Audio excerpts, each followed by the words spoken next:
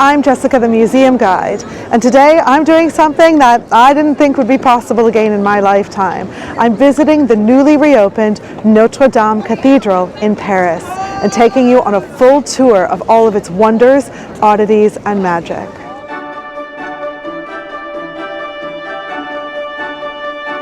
Where were you when you first saw the images of a fire raging and destroying one of the world's most iconic buildings, the storied Notre Dame de Paris?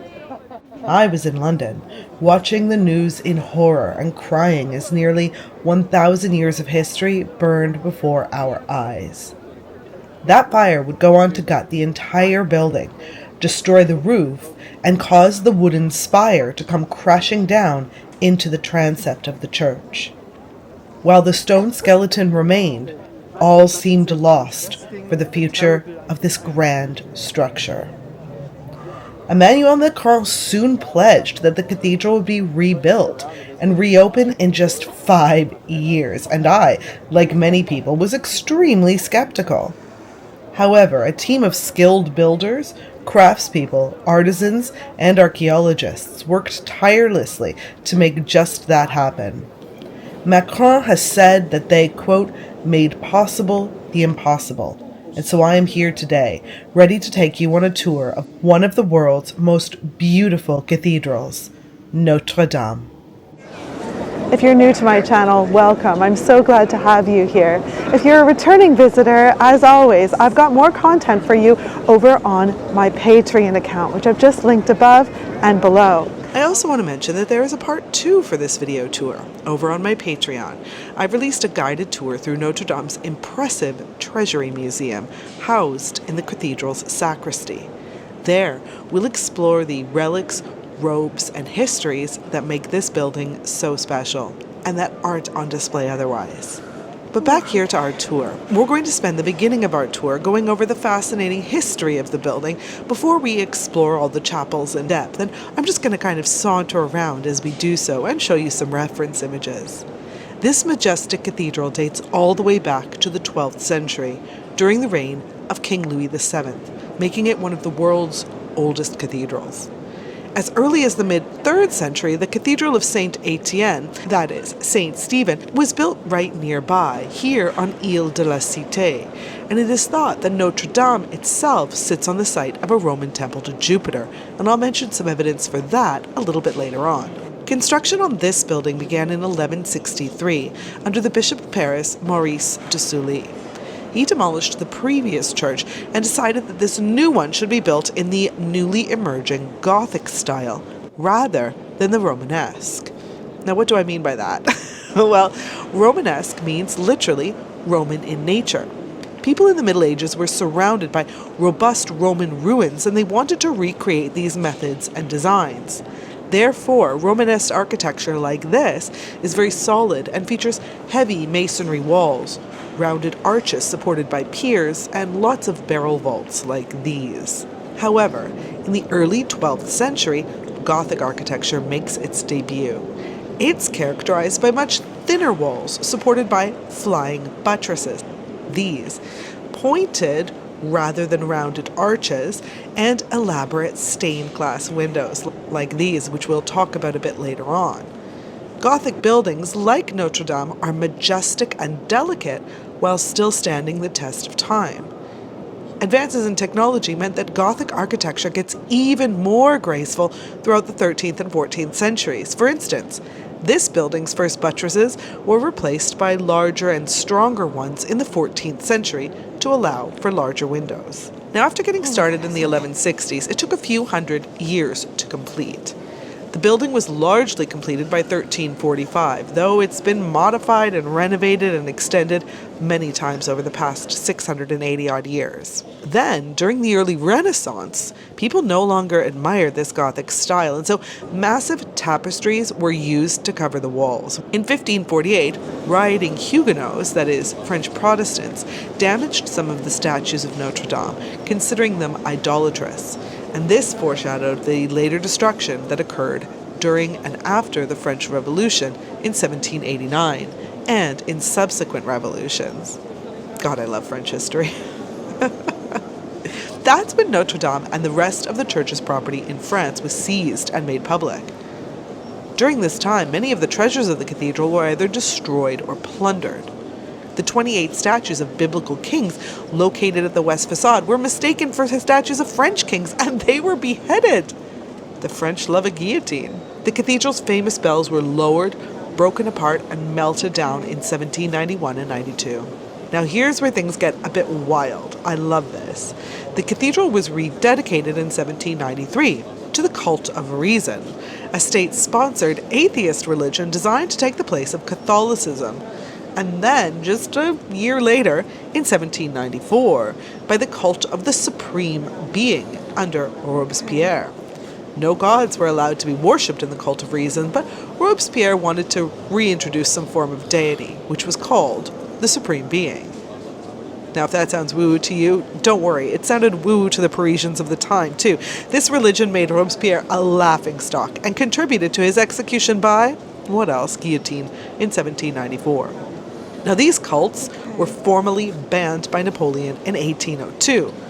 He was, of course, crowned Emperor of France by Pope Pius XII here in Notre Dame just 2 years later. And I detail that event in my Patreon-only video about the Treasury Museum.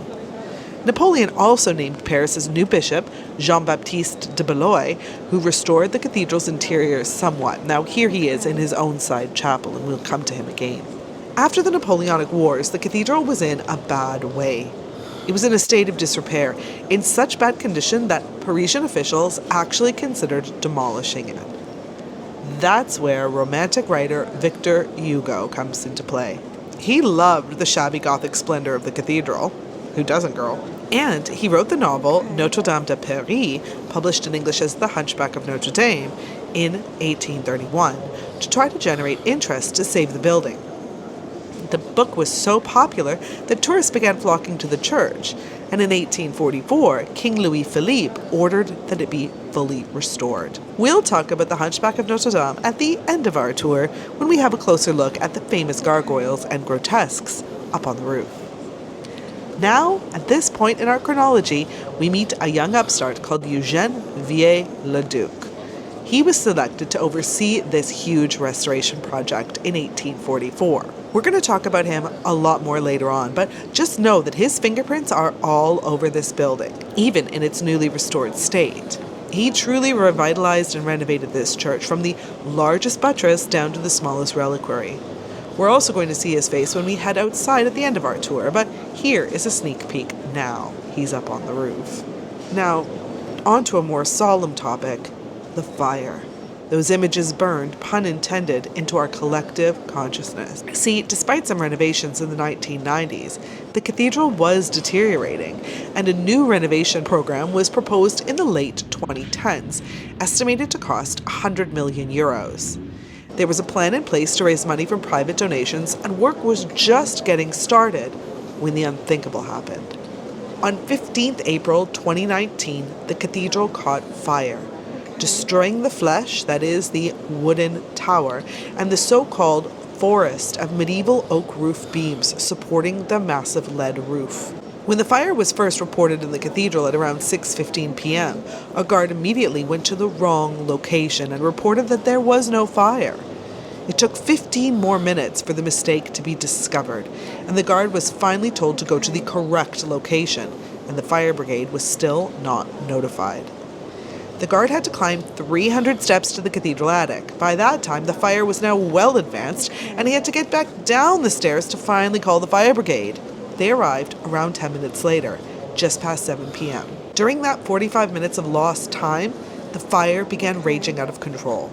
At 7:50 p.m., the flesh, the wooden spire, collapsed, bringing down 750 tons of stone and lead into the transept. The fire then spread to the north tower, where the 8 heavy bells were located.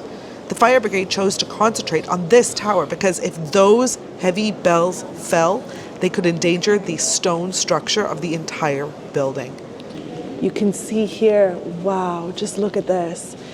This is an altar cross made after a drawing by Eugène Viollet-le-Duc. It's marked by fire here. Can you see on the left-hand side? This happened during molten lead from the cathedral roof, and that's also why it's encased in glass, because of the lead.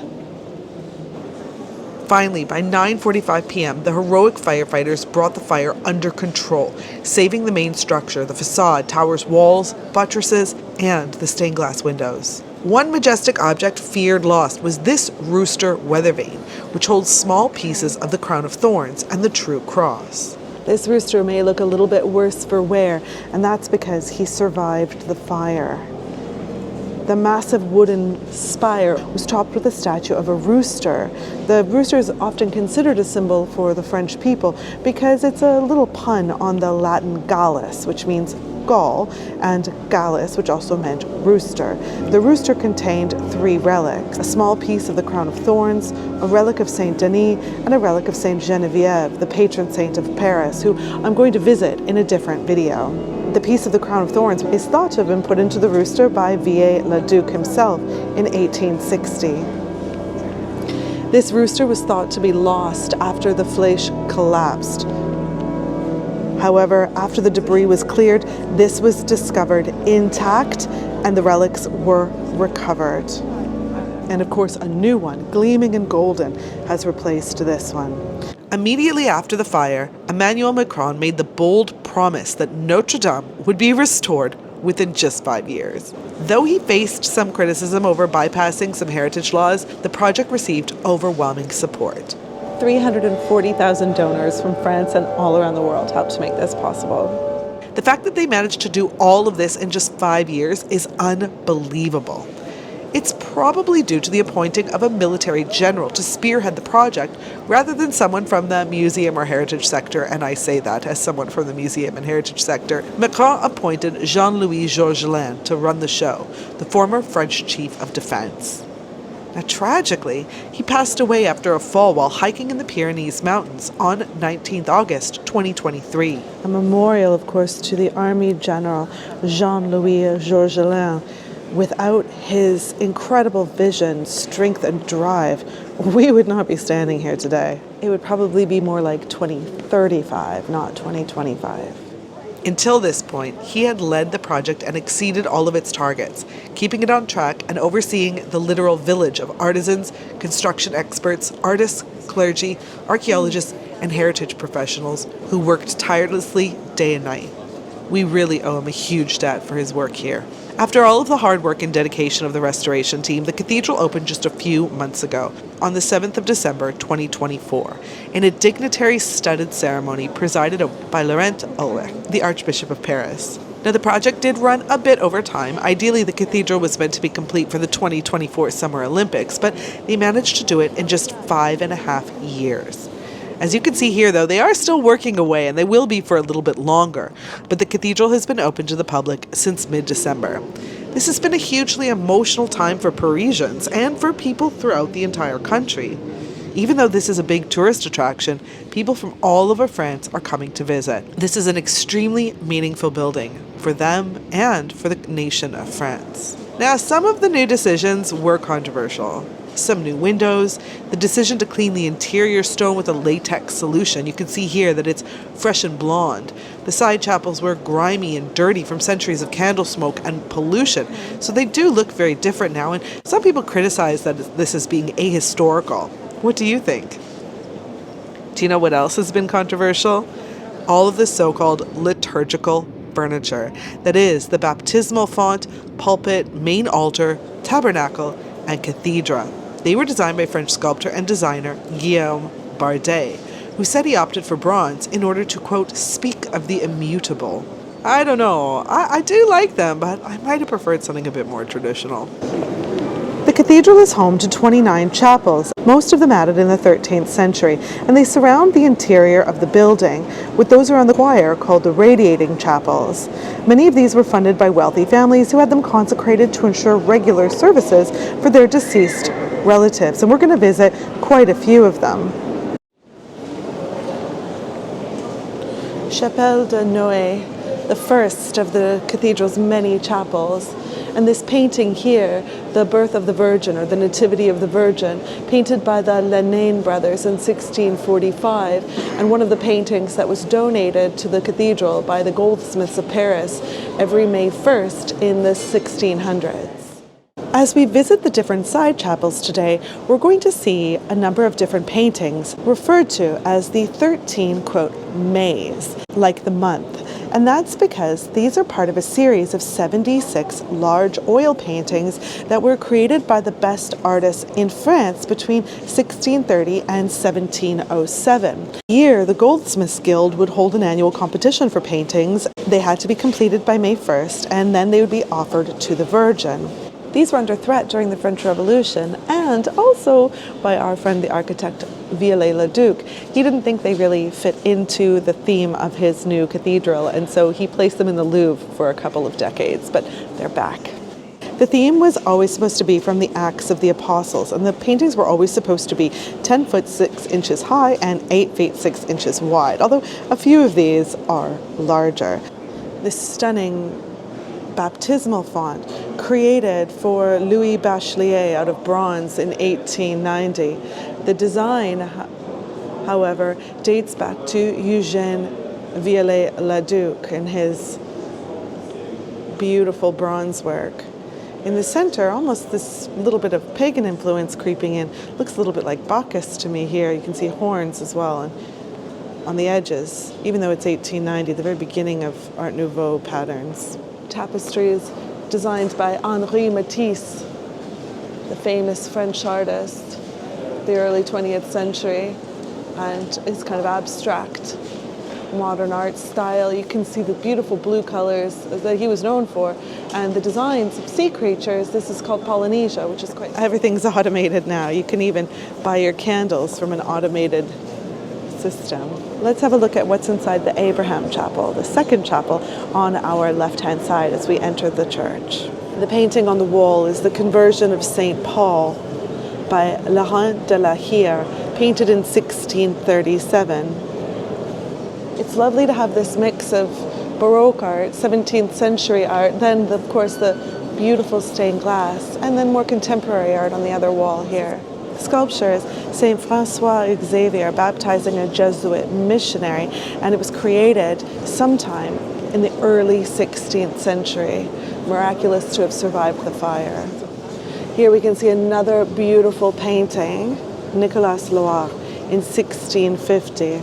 This is St. Paul blinds the false prophet Barge, and Jesus converts the proconsul Sergius, one of the May offerings from the goldsmiths of Paris.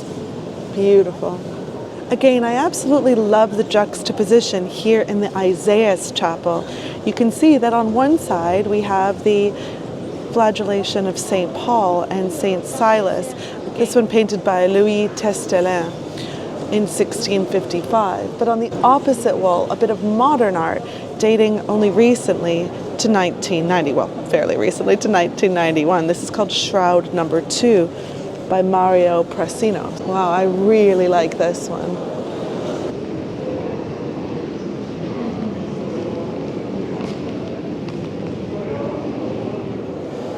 Chapelle de David, the David Chapel. Again, painting from the goldsmiths and a more modern tapestry on the other wall. The Sons of Sceva, beaten by the demon by Mathieu Elias in 1702. Beautiful tapestry by the Benedictine monk Dom Robert, which was the pseudonym of Guy de Chaunac-Lanzac. He was a tapestry maker, painter, and ceramicist, and this piece called Laudes was just given to Notre Dame in 2024. Laudes means morning prayers, and for him, this is how the morning prayers made him feel. It was donated by the Dom Robert Museum. Oh God, I love it. Oh, these tapestries are just blowing me away. Look at the way the statue is regarding the tapestry. It looks like that's what he is exalting. It's just wonderful. Really good curation here in these little chapels. And this is the Solomon Chapel, Chapelle de Solomon. Carrying on with the tradition here that they have established in the chapels with the painting on one side the statue in the center in front of the stained glass, and then a more modern piece of tapestry on the other wall. This is the Predictions of the Prophet Agaba to St. Paul, painted by Louis Chéron in 1687, and again donated by the goldsmiths to Notre Dame. I knew I liked this. This is tapestry by Georges Braque, the contemporary of Picasso, early Cubist movement, very abstract artist from the early 20th century. I didn't expect to be so moved by the art on display, the modern art, here at Notre Dame. Cardinal Berromé regarding the Georges Braque tapestry. Beautiful. Up at the very top, we can see the beautiful windows of the Clerestory. Clerestory. I'm never sure how to say that. I like Clerestory because they're clear. It's a good mnemonic device. But this is the topmost level of windows in a cathedral like this. This is the Gothic style that I was telling you about.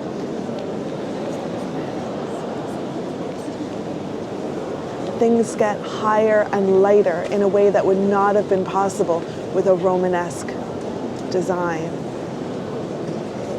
All right, we have a few more chapels to look at over on this side. Oh, there's even more. We're still just here in the nave. There's, of course, the choir still to go. So much to look at. The confession booth. It is open, but I will not be availing myself of these services today. Mostly because I'm not Catholic. This is the view of the southern rose window, which is the New Covenant. It was created under the direction of Jean de Chelles as well as Pierre de Montreuil in 1270 and was restored both in 1726 and 1862. And it depicts the Last Judgment in 84 different panels. What's amazing is that it's called the Midday Rose, and I happen to be standing here at midday, well, 10 minutes to midday. So what a nice, completely coincidental little bit of fortuitous luck for our video and our tour today. These huge biblical paintings are really as remarkable as any that you would see in the Louvre. And of course, they have been displayed in the Louvre in the past. Let's just stop and have a look at this magnificent pulpit, created in 1868, Viollet-le-Duc. Remember I mentioned that back in the 19th century, after Victor Hugo's The Hunchback of Notre Dame came out, there was a massive interest in regenerating the cathedral? Well, the man who led that project was Viollet-le-Duc. He was born in 1814 into a family of architects and heritage lovers. His father was the governor of royal residences in the Tuileries Palace, and young Eugène was only 26 when he was appointed to restore Vézelay Abbey, another medieval building that had fallen into rack and ruin. He did such an impressive job that he was offered the chance to restore this building here in Notre Dame, along with Jean-Baptiste Antoine Lassus. A few years after beginning the work, Lassus died, leaving Viollet-le-Duc the only master of the restoration. The project would go on to last 22 years. He had many tough decisions to make, namely, what era should he restore the cathedral back to?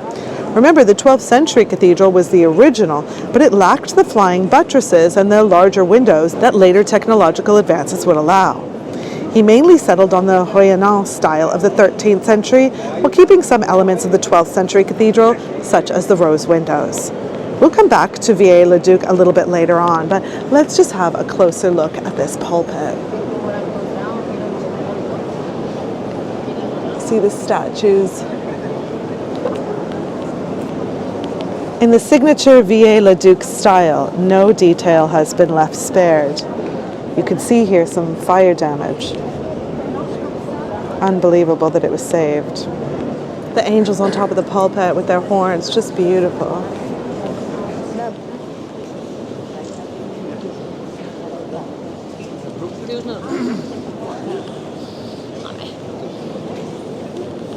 The paintings here are Saint Andrew trembling with joy at the sight of his torment.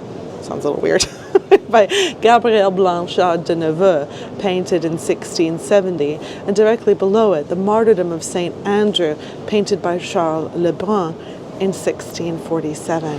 It's really miraculous that these artworks were saved by the fire, by a chain of firefighters, police, and even city council workers formed to extract them. Before the fire, these paintings in their chapels were often overlooked. They were dimly lit, and a lot of them were not looking their best. They needed restoration. Of course, the fire was devastating, but one silver lining is that these so-called maze were removed from the cathedral, given extensive restoration, and now they're really being appreciated by a whole new generation of visitors. You can see here, one of the paintings is still being restored. Didn't make it in time for the deadline here. The teaching of St. John the Baptist in the desert. And that one will be hung just above this one here when the restoration is complete. Different rectors of the cathedral at Notre Dame. If we look way up to the vaulted ceiling of this side chapel, we can see a common feature in many Gothic churches and cathedrals. This was considered to be the dome of heaven covering us as we pray inside of the building. And so many Gothic churches in the Middle Ages have a night blue sky with beautiful gold stars to convey that here people can experience a tiny taste of the heaven that awaits them in the future. Again, here in the chapel of Notre Dame de Guadeloupe, Our Lady of Guadeloupe, the beautiful deep blue sky with gold stars. You can see some of the statues still haven't been unboxed. This one says fragile.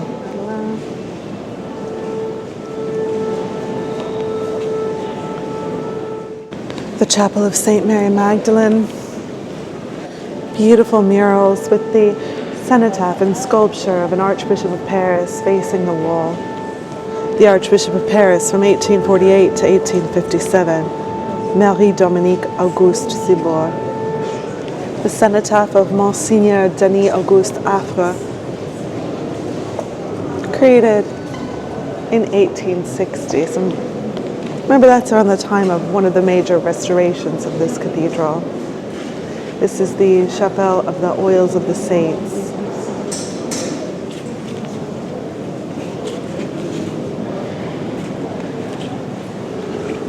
Mosaic of Mary of Guadeloupe, held by the Vatican. Objects here specifically associated with Catholicism in Mexico. Here's Saint Marcel, or Saint Marcellus of Paris. He was the 9th Bishop of Paris, and he is given his name to one of the bells here at the cathedral as well. He was born in Roman Paris, then called Lutetia, and served as the Roman Catholic Bishop of Paris until 435. He was sainted due to his conversion of many pagans and miracles like turning water from the Seine into wine and balsam.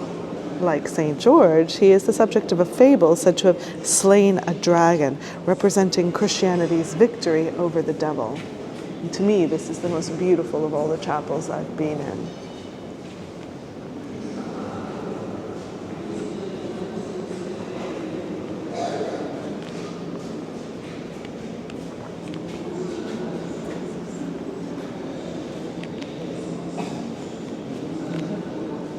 This is the cenotaph of Jean-Baptiste, the Cardinal de Valois, the Archbishop of Paris from 1802 to 1808. He was over 90 years old when Napoleon appointed him the bishop to the See of Paris. And despite his old age, he governed the diocese with a lot of passion and intelligence. This was just after the French Revolution, so he was in charge of bringing the cathedral back into a state of religious harmony. And the painting by Lubin Bogin from 1650 is Pieta, or Our Lady of Pity. We're here at the Crown of Thorns Chapel, which is the crowning glory, another pun intended, of the entire cathedral. Let's talk now about some of the priceless relics held here at Notre Dame, including the Crown of Thorns. For the past 5.5 years, it has been held at a safe at the Louvre, but it is indeed back here at Notre Dame. The relic is believed to be the crown of thorns placed on Jesus Christ's head during his crucifixion, made of rushes wrapped and tied with gold filament. It has been verified to be at least 1,600 years old, so who knows? In 1239, King Louis IX arranged to purchase some of the most sacred relics in Christendom, the relics of the Passion of the Christ, which included the crown of thorns, a nail from the true cross, and a sliver of the true cross that he had purchased from the Latin Emperor Baldwin II. He paid a lot of money for them, and he decided to have a special chapel built just for them. No, not a chapel here at Notre Dame, but nearby at Sainte-Chapelle, one of the most jaw-droppingly beautiful places I have ever been. When the relics arrived in Paris in a great procession, the king donned a simple tunic and, barefoot, wore the crown of thorns to Notre Dame. I mean, that's a pretty bold statement, but he did later become a saint, which we'll talk about, so... An undershirt believed to have belonged to Louis during this walk was added to the collection of relics at some time after the king's death. You could see it here briefly in the Treasury. While the crown of thorns remained in Sainte-Chapelle for hundreds of years, it was moved to Notre Dame during the French Revolution, as this building was seen as safer. Of course, Notre Dame did lose many statues, paintings, and other details at that time, but these objects remained protected. Single thorns from the crown have been removed and placed in reliquaries and given as gifts. For instance, here's the Holy Thorn reliquary in the British Museum. This thorn was plucked off in the 1390s for the French prince Jean, Duc de Berry. If you want to come and see the real deal, you need to come to this special chapel on the first Friday of every month when it is exhibited for a special veneration mass. Or you can come every Friday during Lent. Now this is Saint Louis. Remember, he's the only French king to have become a saint, Louis IX. He purchased the relics of the cross and the crown of thorns back in 1239. Well, he would go on to become beatified in 1297, less than 3 decades after his death, for his role in the Crusades. He died when leading one in 1270. This is a double-sized chapel because it contains a larger-than-life statue of Louis himself, as well as an ornate altar dedicated to the Sacred Heart, and many other important saints around him. Saint Louis, Saint Cloud, Saint Louis de Toulouse, and even Charlemagne. Above the altar we can see Saint Denis and his traditional companions, Saint Rusticus and Saint Eleutherius. We'll talk about Saint Denis when we head outside.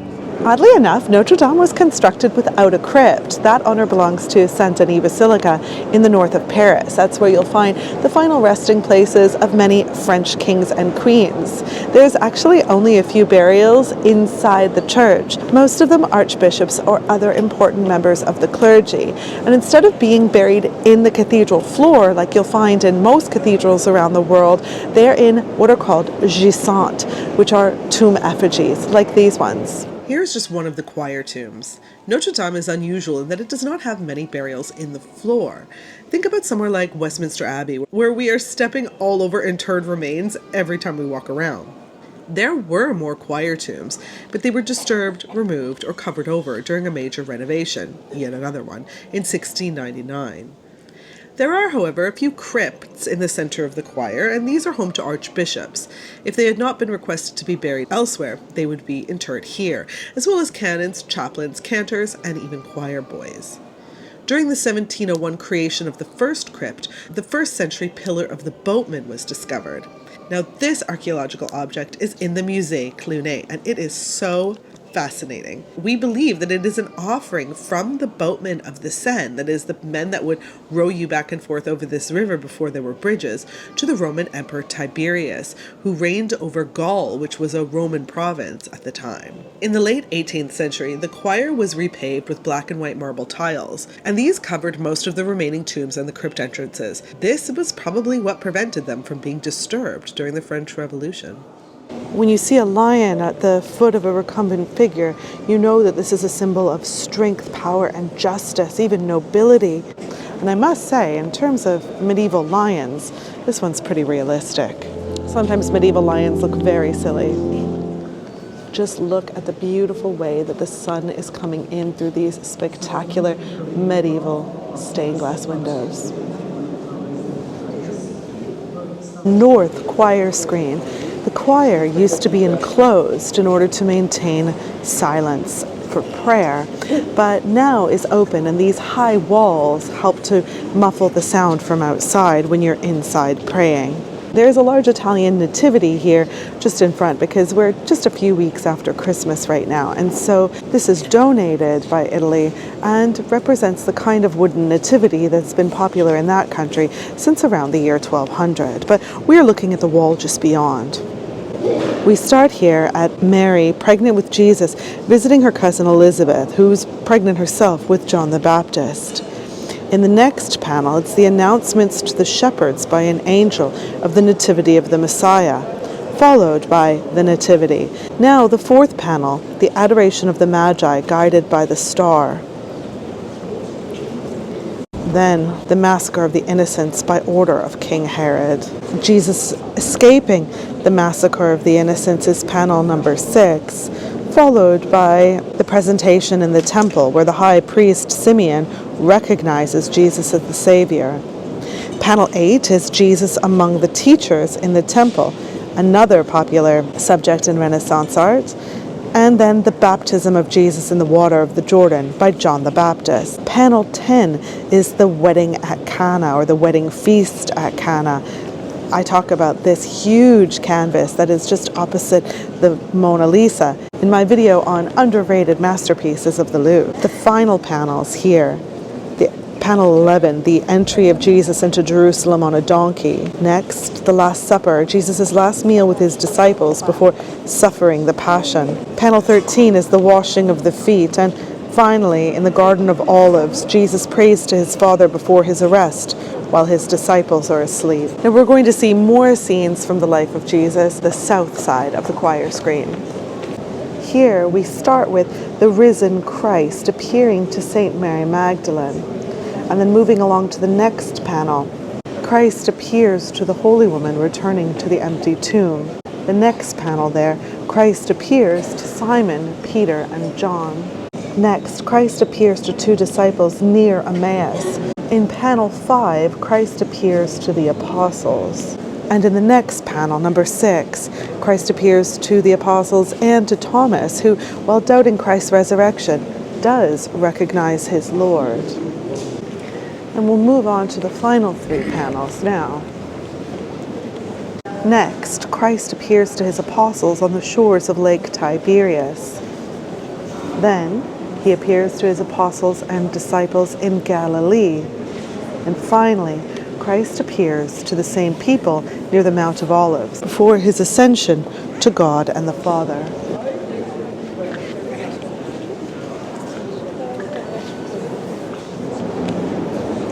Some more of the maze just up here. And wow, a beautiful view of the north window, which we haven't yet seen. Oh, Joan of Arc! The statue of Saint Joan of Arc, the co-patroness of France, who died when she was just 19 years old, was designed by Charles de Verne in 1920 and has been here in the church ever since. Here we can see Joan in prayer. Her hands are joined and she's wearing her helmet and her armor, but as well as a skirt. She was born around 1412 in Domremy. She's a key figure in the 100 Years' War between France and England. Sorry guys. But at the age of 13, she claimed to receive visions from St. Catherine, St. Michael, and St. Margaret. They instructed her to liberate France and have the Dauphin Charles crowned in Reims. In 1429, she led the French troops to victory during the siege of Orleans, and she did ultimately see Charles VII crowned in that cathedral in Reims. She was captured in 1430 by the Burgundians, sold to the English, and tried for heresy. At the age of just 19, she was burned at the stake in Rouen. However, her reputation was rehabilitated posthumously just a few years later in 1456 when a new trial was held for her here at Notre Dame Cathedral and she was exonerated. She was canonized in 1920 and is beloved as one of the patron saints of France. I'm visiting Rouen in just a few months and I'll be visiting all of the sites associated with her death and her martyrdom, so look out for that video in the future.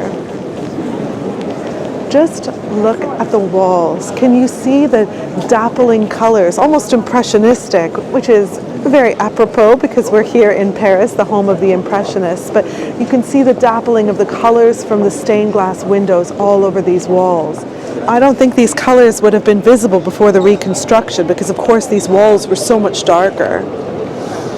The central image of the North Rose window depicts Mary holding the Christ child, and surrounding them are images of kings and prophets from the Old Testament, with 16 prophets in the inner circle of medallion and 32 kings and judges in the outer circle. It's just stunning.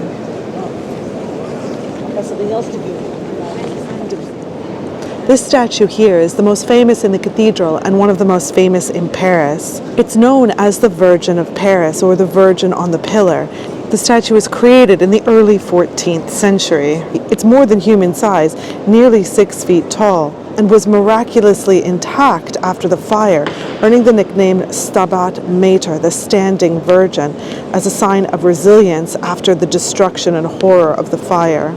She was returned to the cathedral after more than 5 years with a torchlit procession from the forecourt of Saint-Germain-l'Auxerrois Church. The streets were lined with people who came to see the statue along the Seine River, following it to the cathedral square. She replaced the 13th century Virgin that was destroyed in 1793, and Viollet-le-Duc decided to move her here to the southeast pillar of the transept in 1855.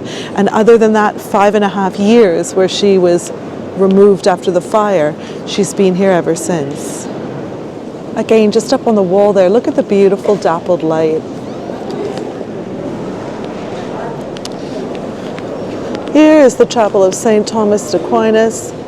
The painting here, one of the Mays of St. Thomas Aquinas and the Fountain of Wisdom, painted by Antoine Nicolas. Here's the chapel of St. Clotilda.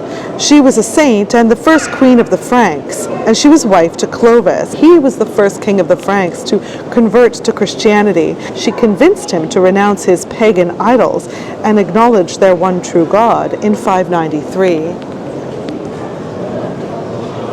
There is normally meant to be a statue here of St. Clotilda, but I don't think it's been erected yet. Maybe that's what was in the fragile box. The chapel to St. Vincent de Paul, and here's the statue of St. Vincent de Paul. Up on the wall is a painting called St. Peter Healing the Sick with His Shadow. St. Vincent de Paul was a 17th century priest who dedicated himself to serving the poor. He was canonized in 1737, just under 100 years after his death. To this day, the Society of St. Vincent de Paul offers services to the poor around the world. And here is the chapel for Saint Geneviève, the 4th century saint of Paris, who helped the poor during a famine under Attila the Hun. Saint Denis, or Saint Denis, the other patron saint of Paris. There's a statue on the wall there, and the painting on the wall is the Crucifixion of St. Peter by Sébastien Bourdon. A beautiful chapel and a beautiful work. On the other side of the wall is a painting, The Martyrdom of St. Bartholomew. You can see St. Bartholomew here famously skinned alive by the Romans. And St. Denis, one of 2 patron saints of Paris. Wow, here we can see the great organ. It took months of painstaking cleaning and decontaminating of its 8,000 pipes, 115 organ stops, and all of its other musical components, but it finally has been played again. Miraculously, the organ was unharmed by the fire. It only sustained water damage in just 1 pipe out of its 8,000. Behind it, yet another beautiful stained glass window. This is the Chapelle Saint Paul Shen. He's a Chinese Catholic martyr, beheaded in 1861 in China for his faith, later beatified by Pope St. Pius X in 1908. As well as a version of the Virgin Mary and child, depicted as a Chinese woman. Fascinating.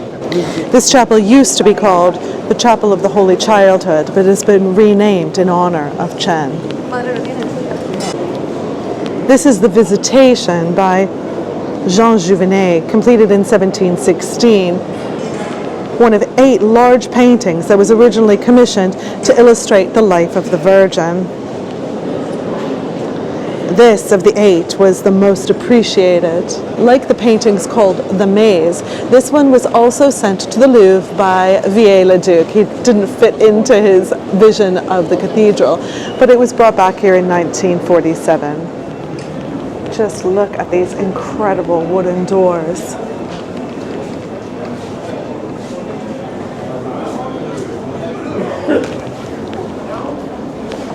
Let's have a look now at the Portal of the Virgin.